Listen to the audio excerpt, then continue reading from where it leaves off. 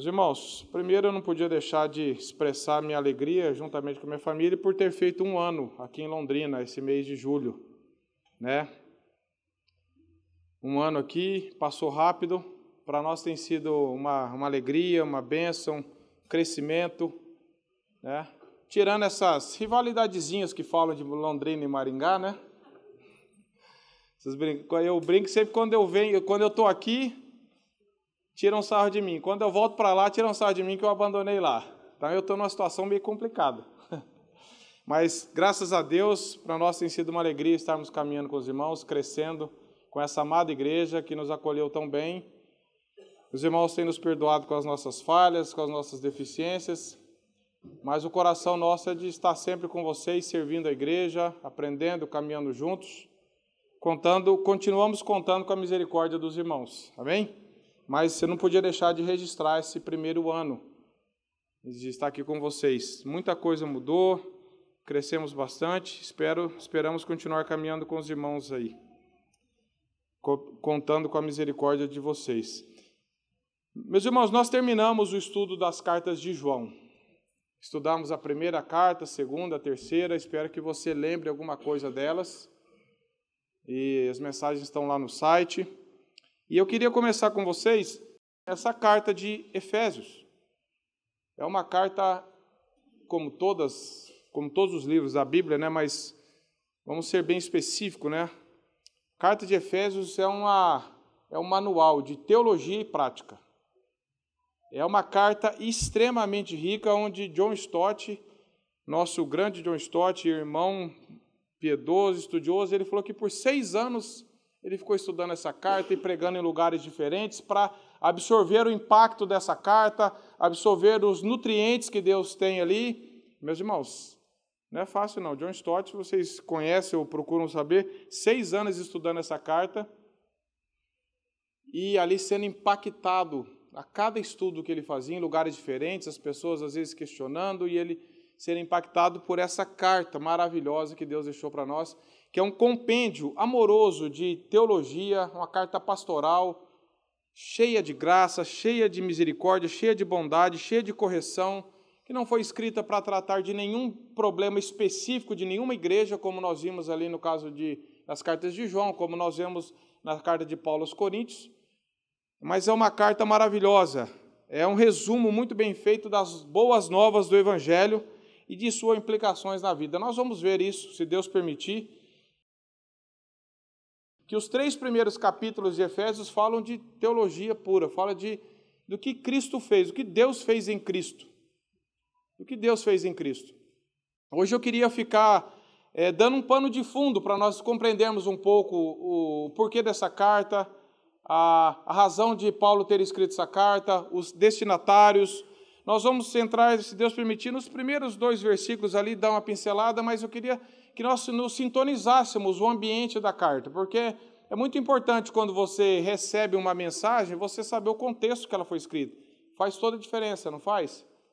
Você recebe uma mensagem, por exemplo, você recebeu essa mensagem do irmão Jairo. Eu lancei um livro. Vamos supor que eu só não falasse nada sobre o Jairo, sobre o contexto que ele vive, e falasse, o irmão Jairo escreveu um livro aqui sobre ajudar pessoas a compartilhar evangelhos. Legal, muito bom. Mas se eu falasse que ele está num ambiente onde as pessoas não compreendem o evangelho, onde tem perseguição do evangelho, para quem que ele escreveu isso, qual a finalidade, quando que ele escreveu, as condições que ele escreveu, o porquê disso, então isso ganha mais força, ganha mais vida para nós. Nós sabemos o contexto. Então, é necessário nós sabermos, logicamente, eu não vou esgotar o assunto pela falta de capacidade e pelo tempo também, mas eu queria dar para os irmãos uma visão panorâmica um pouco dessa carta, que vai ajudar nós compreendermos quando nós entrarmos propriamente no texto. Isso aqui é muito importante. Eu dei o tema lá, vocês viram quando receberam o esboço, né? A chamada lá da pregação, os planos de Deus prevalecem e o seu poder transforma. Essa aqui é uma frase que você pode colocar em qualquer pregação. Qualquer coisa eu vou falar, os planos de Deus prevalecem e o poder dele transforma. É verdade. Mas nós vamos ver que isso é verdade também aqui, como é em outras áreas. Então, nós vemos que juntamente com Romanos, Gálatas, Efésios está entre as 3 cartas mais conhecidas de Paulo. Das 21 cartas do Novo Testamento, Paulo escreveu 13. E essas 3 são as mais conhecidas, digo-se, mais estudadas, mais examinadas, Romanos, Gálatas e Efésios. Não tem como ler essa carta, meus irmãos, se vocês já tiveram a experiência de ler essa carta aos Efésios, de ler essa carta sem ser impactado pela verdade teológica e ser provocado, no sentido de estimulado a pedir misericórdia de Deus pela sua vida. Não tem como nós lermos essa carta com uma consciência correta diante de Deus e ficarmos indiferentes a ela. Ela tem muito conteúdo, ela tem muita verdade, ela tem muito do que Deus fez em Cristo por nós, quando nós estávamos mortos em nossos delitos e pecados. Ela fala do que Cristo fez por nós, quando nós não merecíamos nada. E depois ela vai trabalhar, a partir do capítulo 4 ao capítulo 6, as implicações disso, porque a teologia não nos foi dada para aumentar conhecimento, para ganhar discussão, para escrever artigo para os outros verem, foi para nós vivermos, foi para corrigir a nossa vida. Então, Paulo ele vai tratar aqui, nos primeiros 3 capítulos, do que Deus fez em Cristo, e agora, se nós cremos nisso, isso tem implicação na nossa vida. Eu não posso apenas falar que eu acho bonito, que coisa linda, e discorrer sobre isso daqui, e se minha vida está totalmente torta diante de Deus.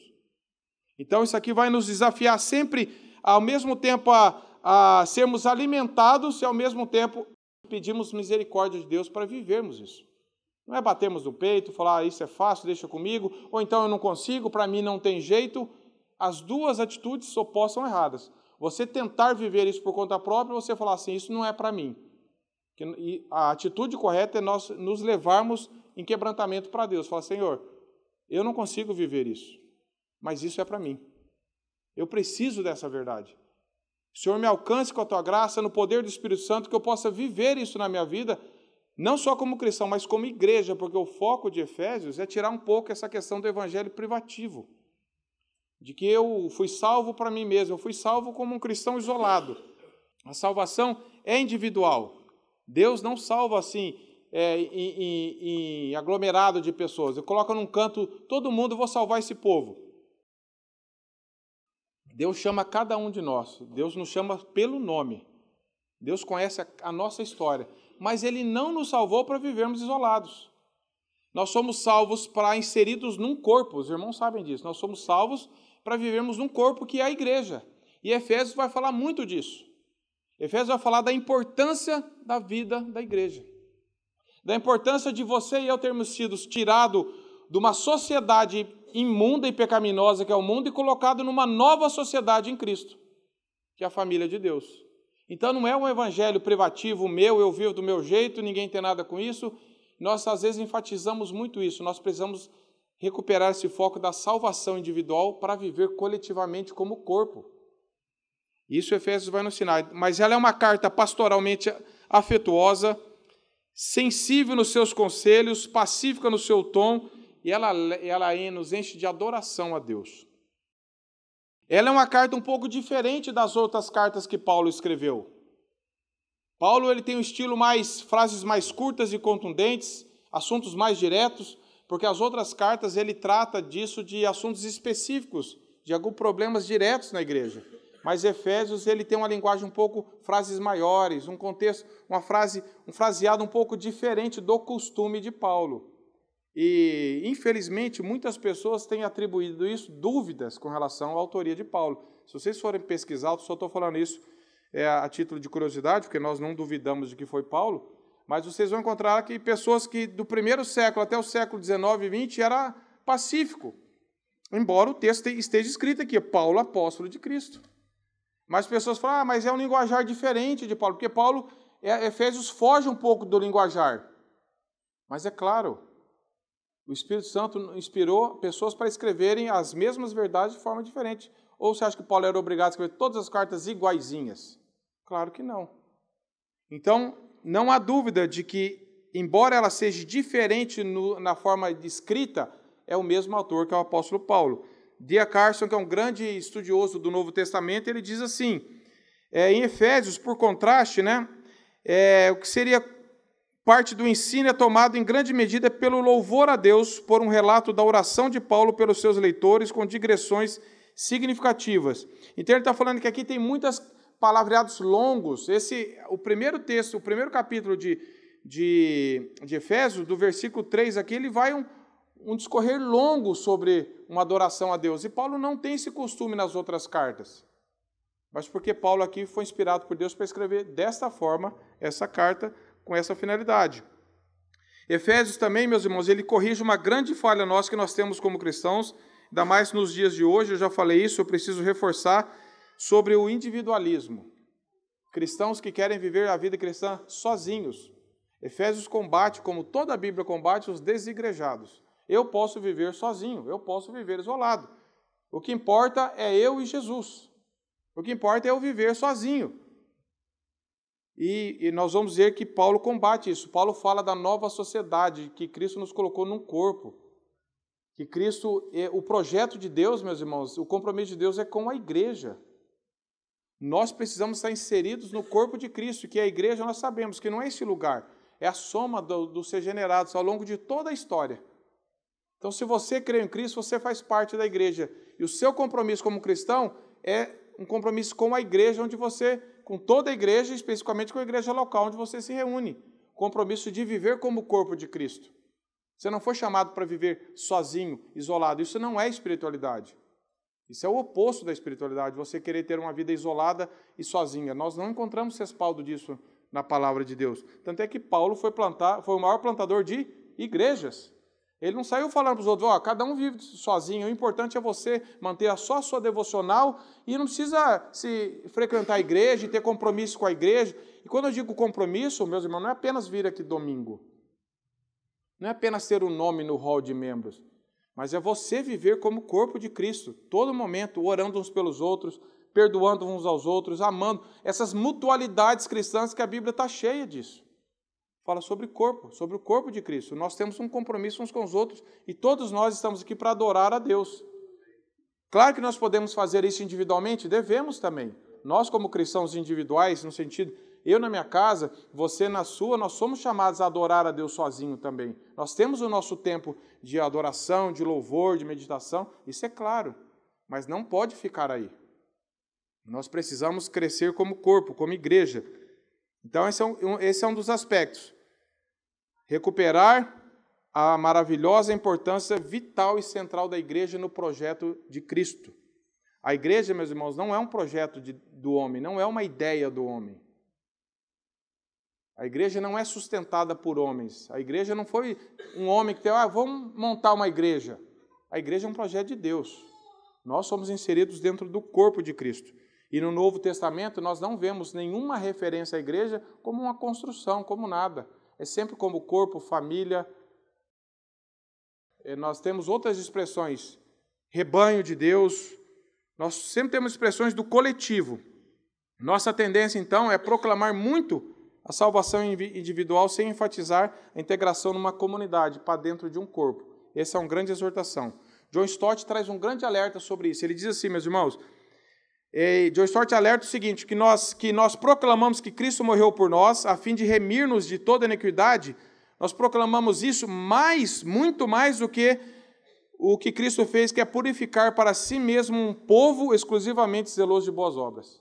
Então ele traz esse alerta. Nós proclamamos muito mais uma salvação apenas individual do que uma salvação que nós somos um povo de Deus, que devemos crescer como povo, como cristãos, como corpo de Cristo, para praticarmos as boas obras.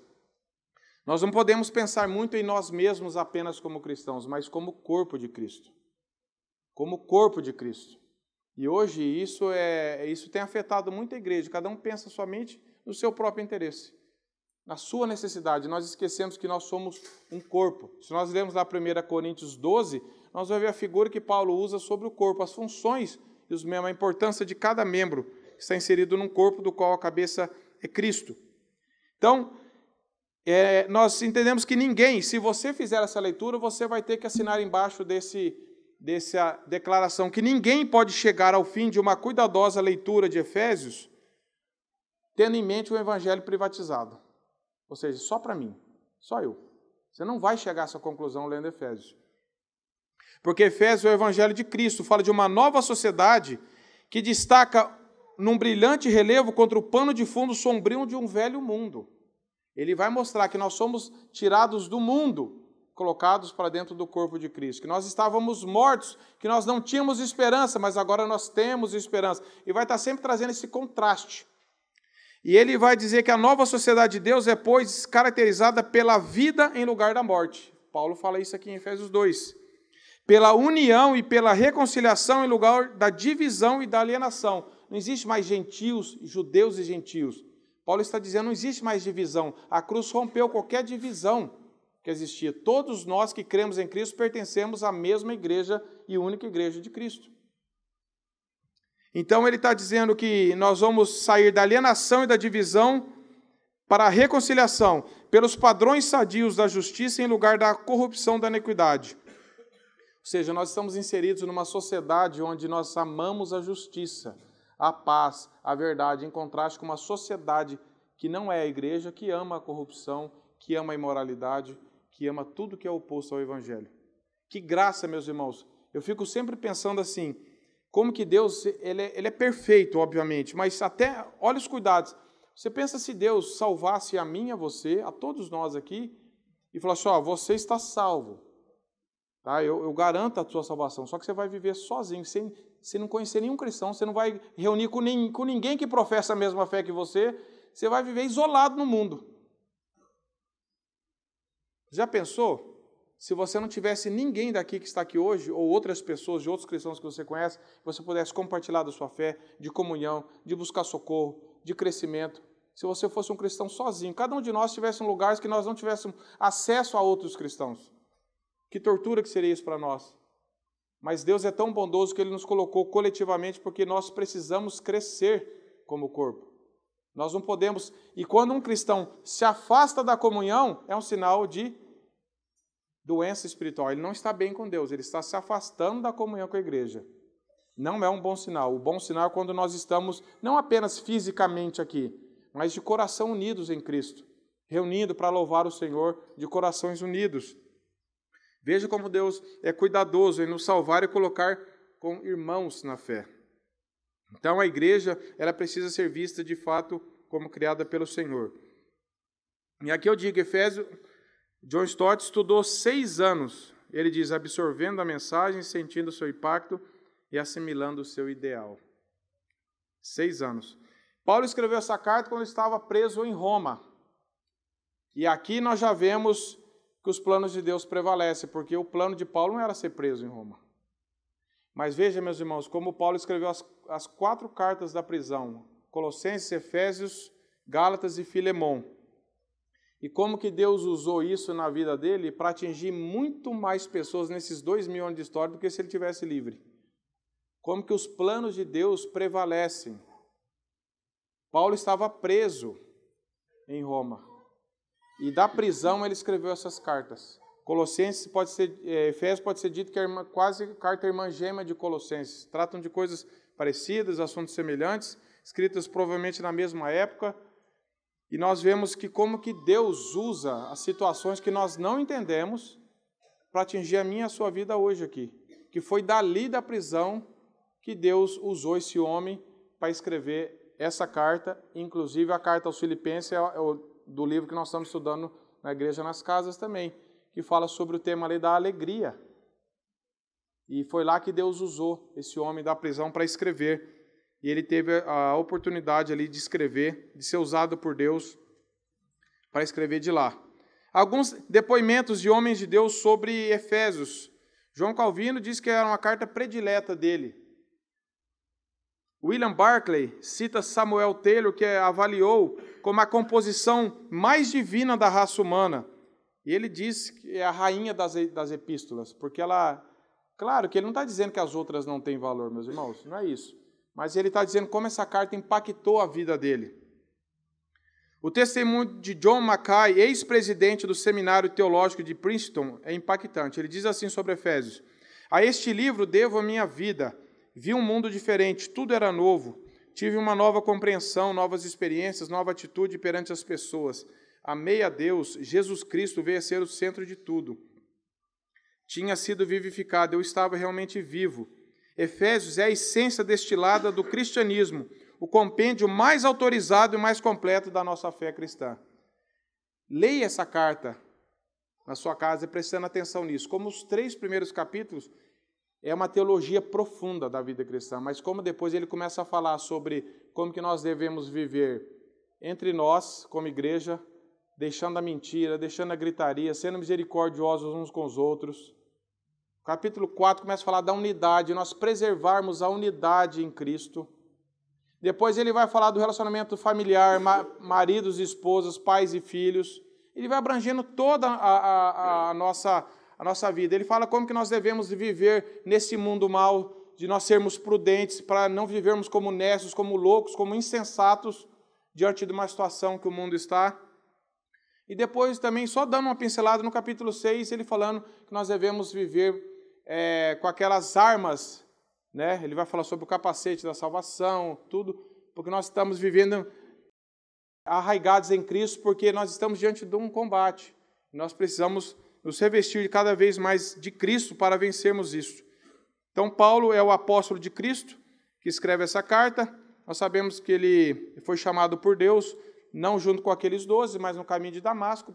Deus alcançou a vida dele, ali ele teve um encontro com Jesus e foi comissionado por ele para pregar o Evangelho. Nós já vemos ali os planos de Deus também, os planos de Saulo sendo frustrados e agora Deus convertendo esse homem que deixa esse legado pela graça de Deus para nós. Como que Deus faz as coisas de forma perfeita, meus irmãos. Essa carta foi escrita da prisão de Roma, talvez no ano 60, 61, até 62, ali depois de Cristo. 5 anos depois que Paulo escreveu essa carta, ele foi decapitado, foi morto pelo imperador Nero. Deus ainda preservou a vida dele por mais uns 5 anos, e depois ele foi morto. Falei, ele é epístola da prisão, juntamente com Filipenses, Colossenses e Filemão. Os destinatários. Paulo diz aí, no capítulo 1, Paulo, apóstolo de Jesus Cristo, por vontade de Deus, e ele diz, aos santos que vivem em Éfeso e fiéis em Cristo Jesus. Aqui, meus irmãos, está claro para nós, todas as nossas versões que nós temos aqui, está escrito aos santos em Éfeso. Se você for estudar, você vai ver que isso é um pouco divergente aos destinatários. Homens de Deus que nós respeitamos, não estou falando de outras coisas, não. Por quê? Porque em alguns manuais originais não consta essa palavra Éfeso, em Éfeso, ela está em branco. Então, há divergência de quem falou, não, Paulo escreveu essa carta, uma carta circular para ser lida em algumas igrejas da região ali da Ásia Menor, não somente para os Efésios, mas era para ser lida como acontecia com outras cartas também, para ser lida nas igrejas, e as pessoas, então, deixavam em branco, preenchiam ali o nome da igreja, repassava a carta para outras igrejas, e essa carta ia sendo lida. É uma carta circular, ela vai circulando nas igrejas ali. Por isso que eles justificam que não havia, em alguns manuscritos originais, essa endereçada aos Efésios, que sendo uma carta somente para a igreja de Éfeso. Porque Paulo não trata aqui na carta de Efésios sobre nenhum tema específico, de um problema específico daquela igreja, como ele, por exemplo, como João fez, como Paulo faz mesmo em Corinto, em outras cartas, em Gálatas, que o problema ali era a justificação pela fé, estavam querendo acrescentar obras. Então eles entendem que era uma carta circular. Mas, meus irmãos, estudando também outros irmãos, concordo aqui, lógico, também com outros irmãos, respeito opiniões divergentes, que são teólogos de Deus, homens cristãos, na nossa visão que nós seguimos reformado, mas Nicodemos aqui ele traz uma explicação muito interessante, da qual eu compartilho. Ele diz que Paulo escreve essa carta, realmente era uma carta que foi lida em outras igrejas ali, mas ela foi endereçada primeiro aos Efésios. Ela foi direcionada especificamente, primeiramente para os Efésios, e depois ela também foi lida lá. E a cópia que nós temos, então, ficou direcionada aos Efésios. Isso nada diverge da teologia, isso nada altera o conteúdo, a inspiração em nada. Ela foi uma carta que rodou em outras igrejas, mas ela foi primeiramente direcionada para a igreja de Éfeso, e ela foi lida ali. É isso, então, que nós compartilhamos. John MacArthur também diz isso, ele diz, é a carta endereçada à igreja na cidade de Éfeso, capital da província romana. Como o nome Éfeso não aparece em todos os manuscritos antigos, Alguns estudiosos acreditam que a carta foi escrita com a intenção que circulasse e fosse lida por todas as igrejas da Ásia Menor, e que simplesmente foi enviada aos cristãos primeiro em Éfeso. Então, essa é a visão que nós compartilhamos aqui, que ela foi escrita primeiramente para os cristãos de Éfeso e também Deus usou essa mensagem para alcançar outras pessoas. O intento do apóstolo Paulo é sempre firmar os efésios e outros irmãos a inteirá-lo no mistério de Cristo revelado, que agora é a igreja. Reforçar a salvação em Cristo, o mistério de Deus, que é a vida da igreja, que é Cristo em nós. Efésios também pode ser compreendido como um resumo, uma doutrina cristã em vários pontos. Eu quero passar aqui para os irmãos quantas coisas teológicas nós extraímos dessa carta de Efésios. Então, nós lemos que Efésios, meus irmãos, a igreja ali em Efésios começou provavelmente com Priscila e Áquila, que Paulo deixou ali na segunda viagem dele, missionária, Paulo os deixou ali, se nós podemos ler em Atos capítulo 18, Atos 18, e ali começou um projeto de falar ali do Evangelho, de plantar uma igreja, e depois Paulo visitou por 3 vezes Éfeso, e Paulo então foi instruir, depois ele esteve lá por uns 2 a 3 anos, instruiu essa igreja na teologia, e falou tudo que essa carta nos mostra, e depois Paulo ele seguiu para Macedônia, para a Grécia, para continuar essa terceira viagem missionária dele. A cidade de Éfeso talvez fosse a mais bem conhecida pelo seu templo que dedicado à deusa Diana. E ali era um centro de toda a imoralidade que pode ter, de culto a essa deusa Diana. E ali vendia-se, tinha um teatro que cabia quase 25 mil pessoas, tinha uma praça pública, e as pessoas que lá tinham uma estátua enorme dessa deusa Diana, que as pessoas adoravam, e ganhavam dinheiro com comércios. Faziam santinho, talismã, toda essa imoralidade, essa superstição, para ganhar dinheiro. Tinha um sindicato dos ourives, das pessoas que viviam disso, fazendo esculturas, mini esculturas, todo esse comércio em torno dessa imoralidade e dessa deusa Diana. E eles guardavam uma estátua pequena que falava que ela tinha caído até do céu, um pedaço, eles guardavam lá dentro do templo. Então, era uma imoralidade absurda e enorme.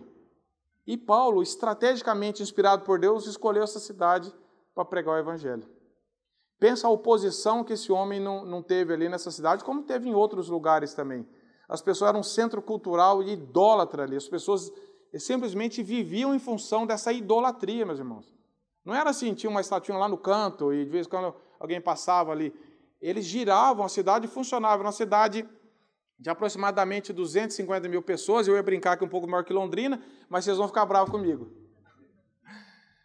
E é uma cidade grande, para a época uma cidade grande, né? 250 mil pessoas, e girava em torno disso, dessa culto a essa deusa Diana. E Paulo foi lá e foi pregar nesse lugar. Éfeso era uma das grandes cidades do império, juntamente com Roma e Corinto, era a capital da província da Ásia Menor. Era uma cidade situada estrategicamente numa confluência onde havia muitos caminhos ali pelas estradas romanas. É uma cidade de fácil acesso e fácil saída, muitas pessoas passavam ali. É uma cidade bem localizada estrategicamente. Por isso é uma cidade rica, orgulhosa, cheia de cultos, cheia de pessoas ali morais, também com dinheiro.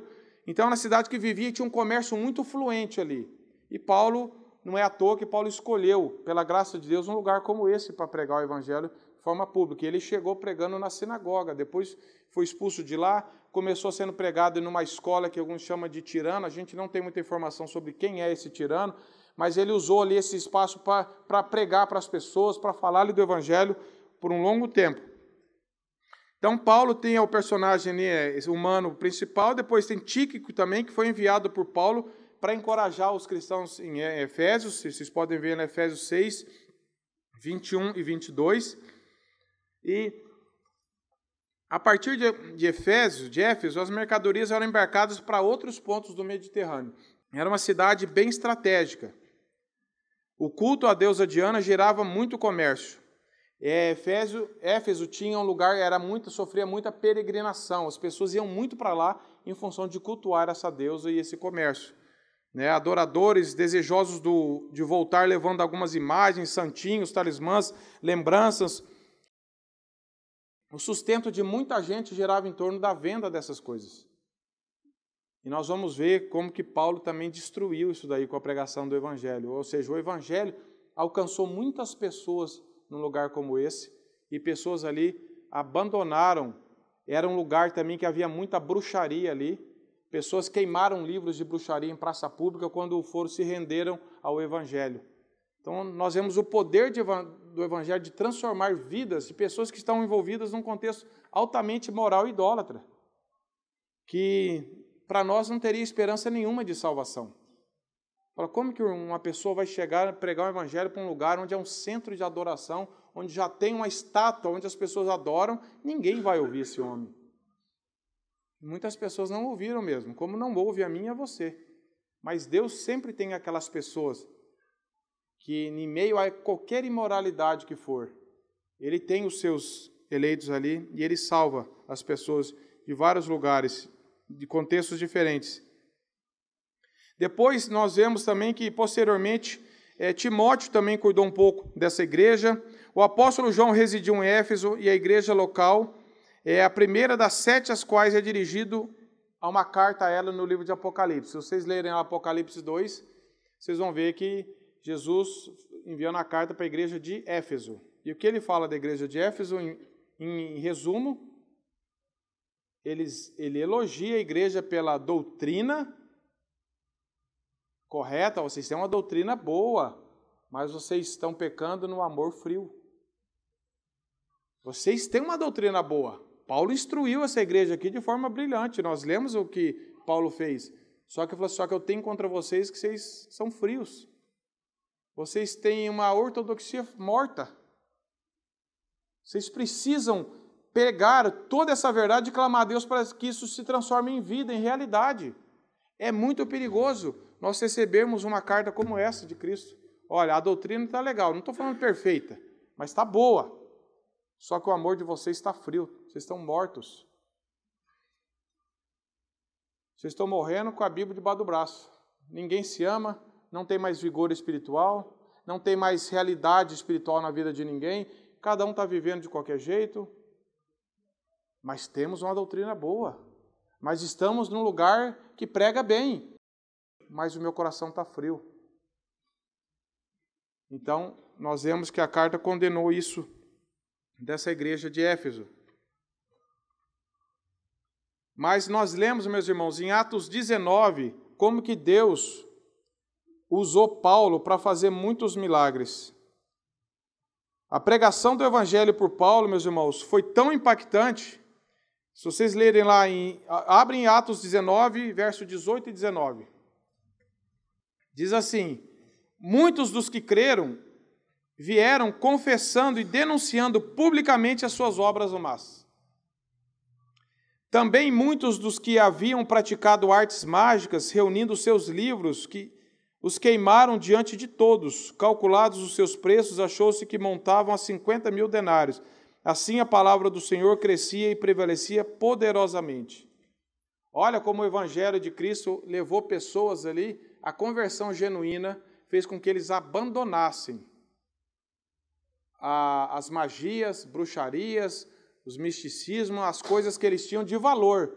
Muitas pessoas vieram e queimaram isso em praça pública, depois de ouvirem Paulo pregando.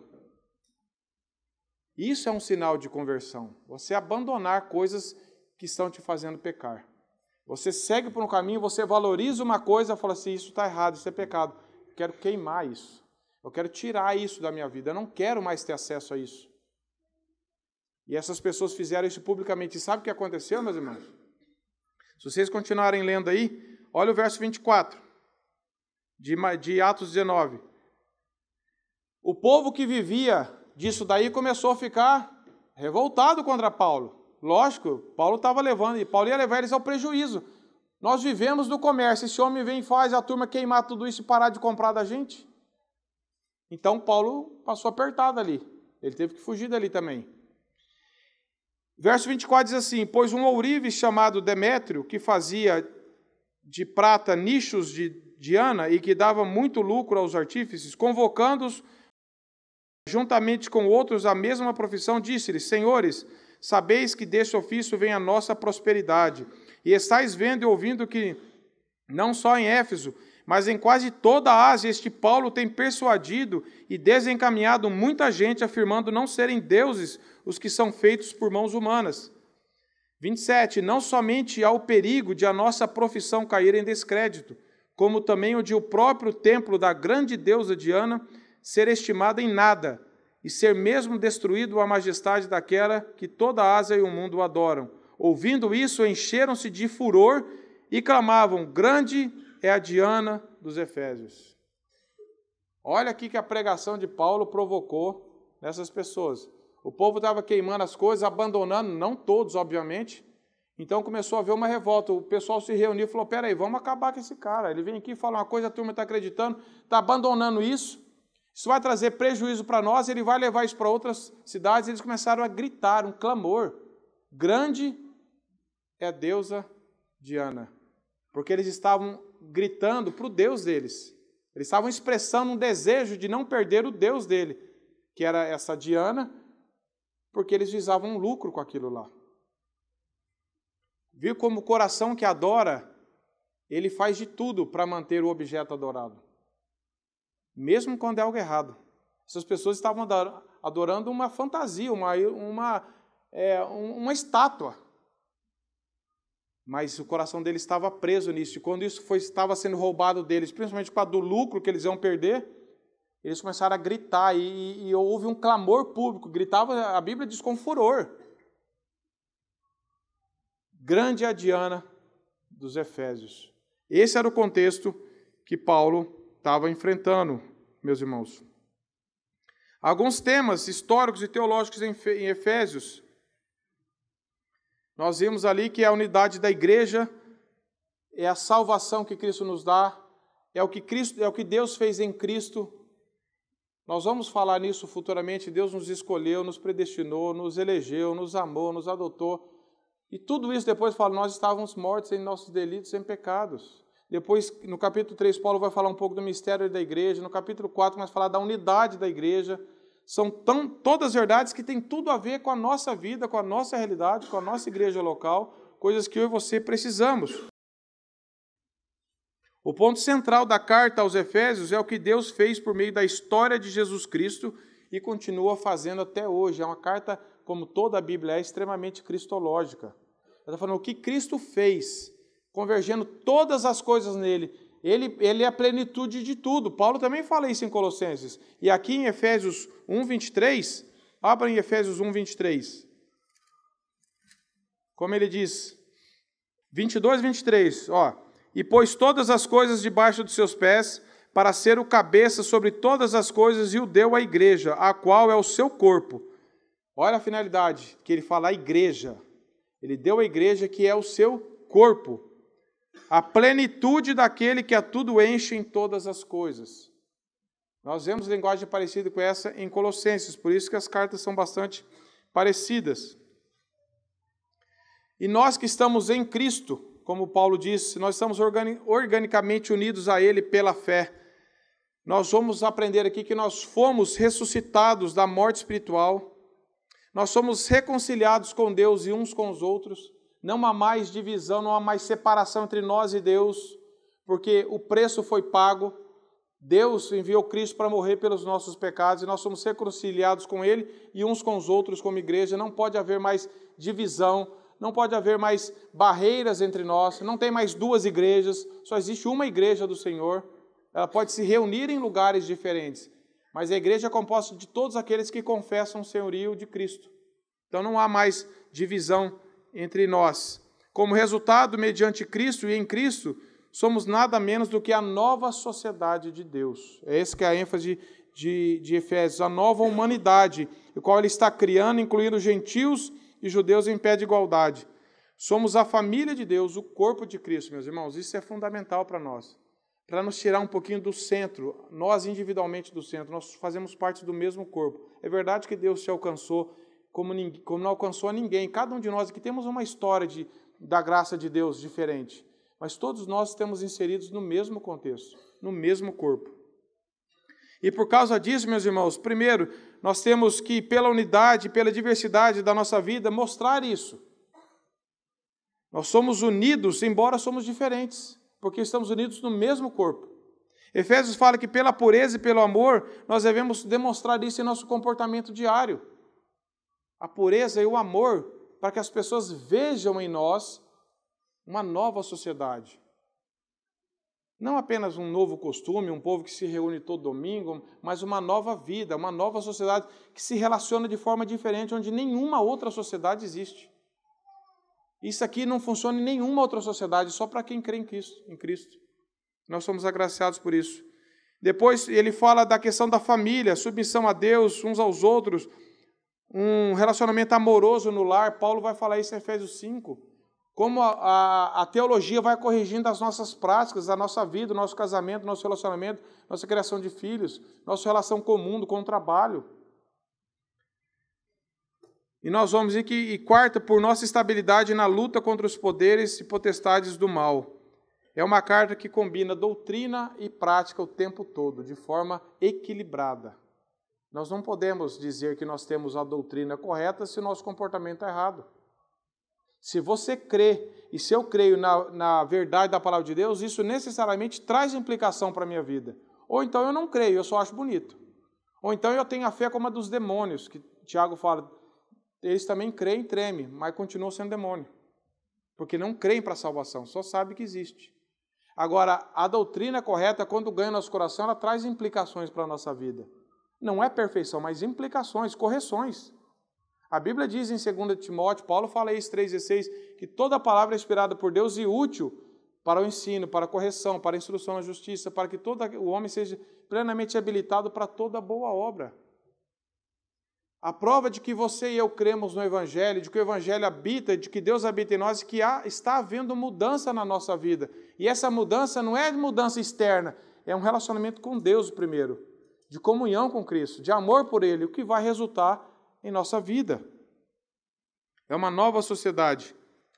Então, nós aprendemos que as principais doutrinas de Efésios é o mistério da igreja, o corpo de Cristo, e a bênção de Jesus Cristo em nós, que nós vamos ler no capítulo 1. O caráter de Deus em Efésios, que, meus irmãos, algumas coisas que nós aprendemos. Deus é acessível. Eu não vou ler os textos, mas está lá em Efésios 2, 13, 18, Efésios 3, 12 também, que fala que Deus é acessível. Depois fala que Deus é glorioso, Efésios 1, 12 e 3, 16. Tudo isso nós vamos ver nessa carta maravilhosa. Deus é generoso, Efésios 2, 7. Ele enviou Jesus, Ele nos deu vida quando nós estávamos mortos. Deus é amoroso, Efésios 2, 4 a 7. Mas é um amor que é um amor bíblico, não é esse amor de hoje que apenas aceita você do jeito que você é e pode continuar do jeito que você está. É um amor que corrige, que transforma, que traz arrependimento, que traz, que instiga você a repensar a sua vida diante de Deus, a se dobrar e falar, Senhor, eu estou errado. É assim que você ama seus filhos, ou a quem você ama, sua esposa, seus pais. Você ama, mas você também corrige, você também mostra o caminho. E Deus faz isso. É um Deus misericordioso. É um Deus poderoso, Efésios 1, 19. Efésios 3, 7, 20, 6, 10, é um Deus que cumpre as suas promessas. Tudo isso em Efésios. O que Ele fez, Ele prometeu, porque Deus é fiel para cumprir tudo que Ele mesmo prometeu. Nós vemos isso aqui. Nós vemos que Deus é reconciliador. Ele está reconciliando todas as coisas em Cristo, para não haver mais barreira. Em Cristo todos nós somos filhos de Deus. E Deus é o único Deus. Efésios 4, 6. Fala que Deus é o único Deus, não existe um outro Deus. Deus é sábio, Efésios 1, 8, 3 e 10, mas também fala da ira de Deus, que Deus se ira, Efésios 5, 6. Então nós vemos os atributos de Deus nessa maravilhosa carta. Uma carta teológica, pastoral, que fala da grandeza de Deus, que também fala da nossa pecaminosidade e dá toda a glória a Deus. Você começa a ler o capítulo 2 de Efésios, eu desafio você a achar alguma coisa ali que Paulo fala que chamou a atenção de Deus em nós. Nós estávamos no curso deste mundo, fazendo a vontade da carne, dos pensamentos, e éramos por natureza filhos da ira, como também os demais. O que isso atrai a bondade de Deus? Não está falando daquelas pessoas lá fora, está falando que essa é a nossa situação. Mas Deus, sendo rico em misericórdia, com grande amor com que nos amou, nos deu vida em Cristo. Isso é salvação pela graça. Ele não viu nada em você e em mim que pudesse falar assim, tem uma coisinha boa. Não tem nada de bom. Nós estávamos mortos, meus irmãos. Então isso fala da misericórdia de Deus, da bondade de Deus. E nós vimos aqui, então, nesse capítulo 1, primeiro, verso 1 e 2, que nós vamos parar nele hoje, que Paulo, o apóstolo de Jesus Cristo, por vontade de Deus, nós sabemos que foi por vontade de Deus e sempre é por vontade de Deus. Nós conhecemos a história de Paulo, eu desafio você a ler ou a reler Atos 9, onde você vai ver ali a conversão de Paulo. Ver se esse Paulo estava buscando esse Deus da Bíblia, ele estava seguindo uma religião. Ele estava perseguindo cristãos achando que estava fazendo certo. E Paulo ali, Deus então de forma milagrosa, derruba aquele homem, e aquele homem que era para entrar como um perseguidor, ele entra cego, tendo que entrar de mão dada, escorado na cidade, e ninguém entende nada. E Deus falou para ele, e deu uma missão para ele ali. É esse homem que escreve essas verdades, por vontade de Deus. E ele fala, os santos que vivem em Éfeso. Nós já explicamos isso, outros irmãos aqui também já explicaram. Santos não é uma elite dentro da igreja. Tem os crentes e tem os santos, como se fosse uma parte. Não é isso, meus irmãos. Todos nós que fomos salvos em Cristo, nós somos santos. Aí você vai olhar para você, eu vou olhar para mim e falar, pera, alguma coisa está errada, eu não sou santo. Mas não é santo no sentido de perfeito. Essa santidade só Jesus tem. Nós somos santos, nós somos separados para um fim específico. Deus separou esse povo para viver de uma forma separada, diferente. Aos santos que vivem em Éfeso, meus irmãos, vocês viram aqui como que era a cidade de Éfeso? Eu só falei um pouco. Como que Paulo fala aos santos que vivem em Éfeso? É aquelas pessoas que Deus tinha chamado ali em Éfeso, que tinham sido separadas antes da fundação do mundo e que estavam se consumando naquele momento. Vocês são santos, vocês foram separados para viver uma vida diferente.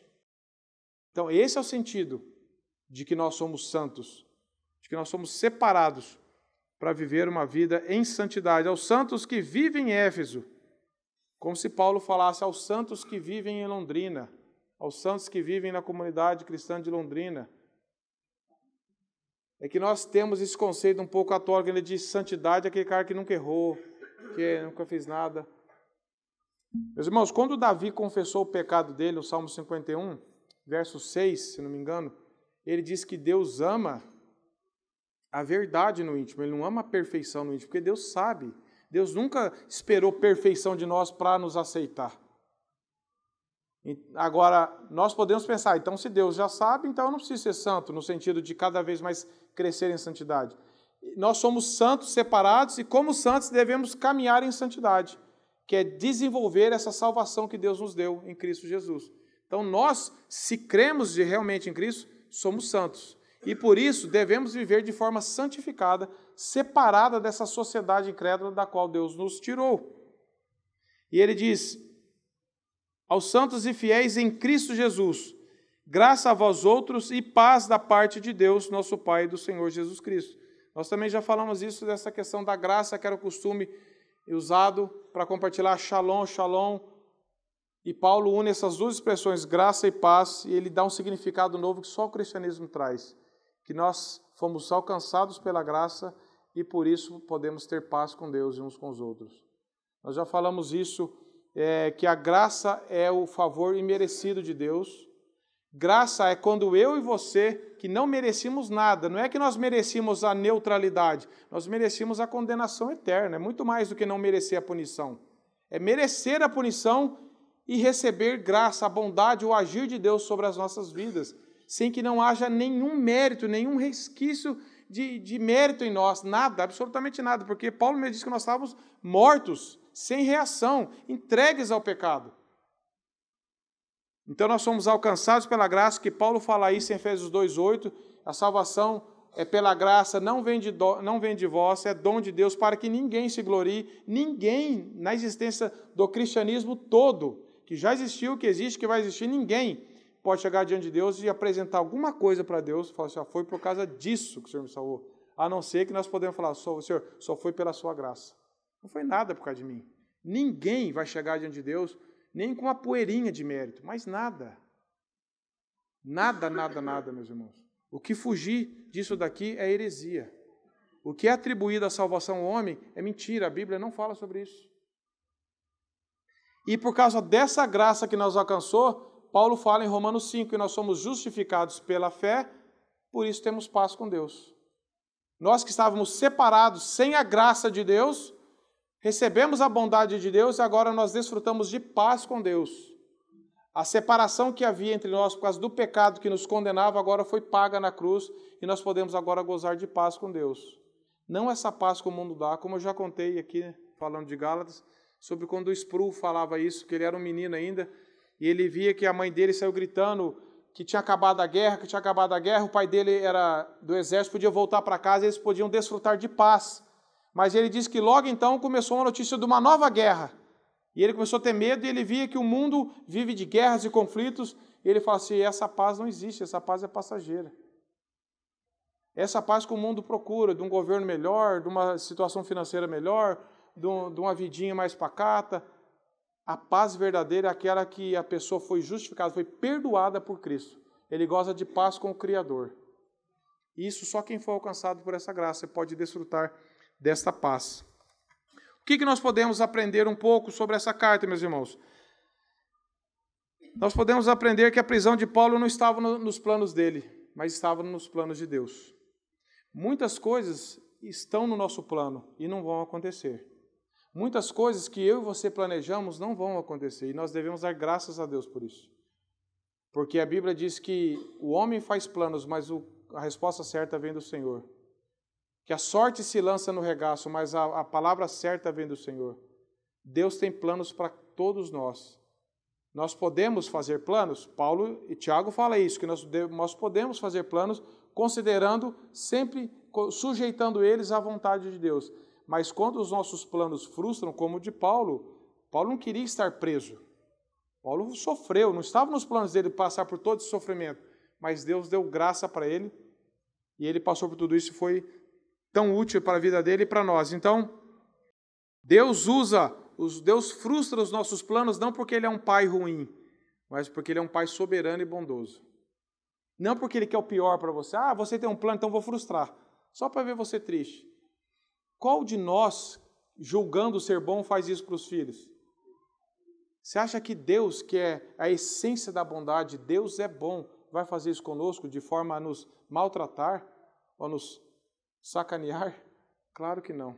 Por isso que nós devemos estar debaixo da vontade de Deus e compreendendo que o que Ele faz é sempre melhor para nós, por mais que nós não entendamos, meus irmãos. Eu não estou aqui tentando dar explicação para tudo. Muitas vezes não tem.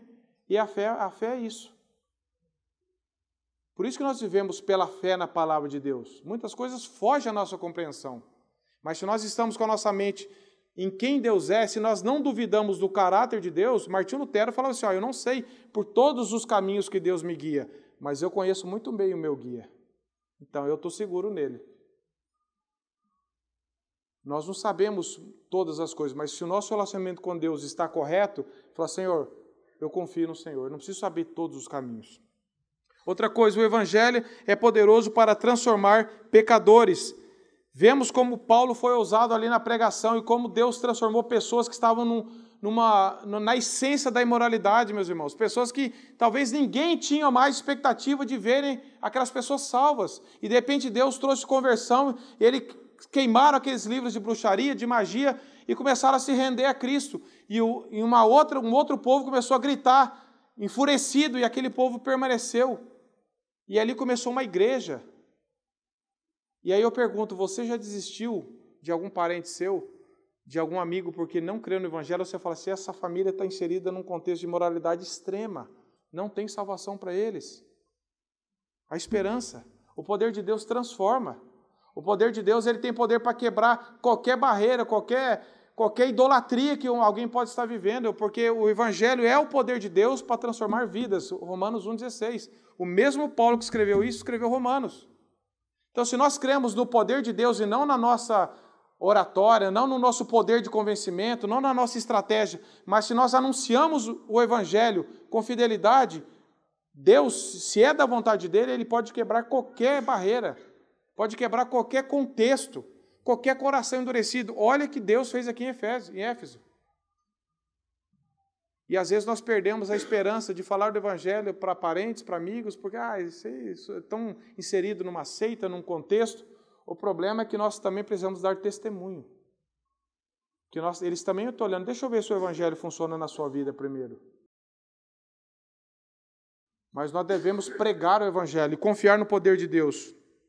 Não adianta você ter Bíblia de estudo, Bíblia de não sei de quê, se você não lê e você não está colocando a palavra de Deus como centro, o seu alimento diário. Hoje é muito fácil, eu tenho Bíblia disso, Bíblia daquilo, mas não estuda. Mas não lê. Não gasta tempo na leitura da palavra. Não se debruça no estudo, não está querendo conhecer e se relacionar com Deus. Qual foi a última vez que você fez um estudo pessoal da palavra de Deus? Não estou falando ler. Eu li aqui. Mas você sentou e falou, Senhor, trabalha no meu coração essa verdade. E você quis aprender, você quis ler o texto. Esse dia minha filha estava falando, ela falou, pai, o que é meditar? Então foi a oportunidade. Eu falei, meditar é você fazer uma refeição demorada.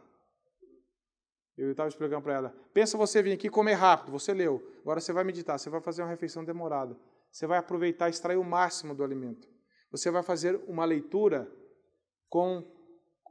longa, sem pressa, fazendo perguntas para o texto, orando o texto, anotando as palavras-chave, perguntando para o texto, Senhor, o que eu preciso aprender nisso aqui? Qual que é o contexto disso? E você pensa, você não tem pressa para sair dali.